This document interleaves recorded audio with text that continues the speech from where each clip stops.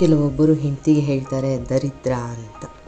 ದರಿದ್ರ ಎಂದು ಕರೆಯುವ ಮುನ್ನ ಅವಳು ತನ್ನ ಮನೆಯವರನ್ನು ಬಿಟ್ಟು ನಿನ್ನ ಜೀವನದ ಅವಿಭಾಜ್ಯ ಅಂಗವಾಗಲು ಬಂದಿದ್ದಾಳೆ ಎಂಬುದನ್ನು ನೆನಪಿಸ್ಕೊಳ್ಬೇಕು.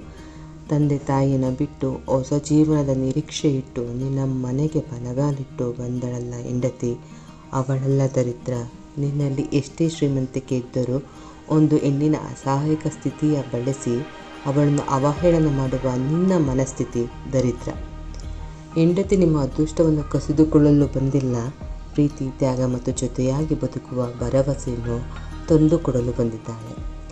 ಹೆಂಡತಿಯನ್ನು ದರಿದ್ರ ಎಂದು ಕರೆಯುವುದು ಸುಲಭ, ಆದರೆ ಅವಳ ಪರಿಸ್ಥಿತಿ, ಮನಸ್ಥಿತಿ ಅರ್ಥ ಮಾಡಿಕೊಳ್ಳುವುದು ಕಷ್ಟ. ಮನುಷ್ಯತ್ವದ ಮೌಲ್ಯವನ್ನು ಅವಳ ಅದೃಷ್ಟದಿಂದಲ್ಲ, ಅವಳ ಗುಣ ಮತ್ತು ನಡೆನುಡಿಯಿಂದ ಅಳೆಯಿರಿ. ಇಂದು ಕಾಲುಗುಣ ಕೆಟ್ಟಿದೆ ಎಂದು ಅವಳನ್ನು ದೂರಬೇಡಿ. ಇಂದು ಕಷ್ಟದಲ್ಲಿರುವವಳು ನಾಳೆ ಯಶಸ್ಸಿನ ಶಿಖರ ತಲುಪಬಹುದು. ಗೌರವ ಕೊಡಿ, ಪ್ರೋತ್ಸಾಹ ಕೊಡಿ, ಅವಮಾನವನ್ನಲ್ಲ. ಧನ್ಯವಾದಗಳು.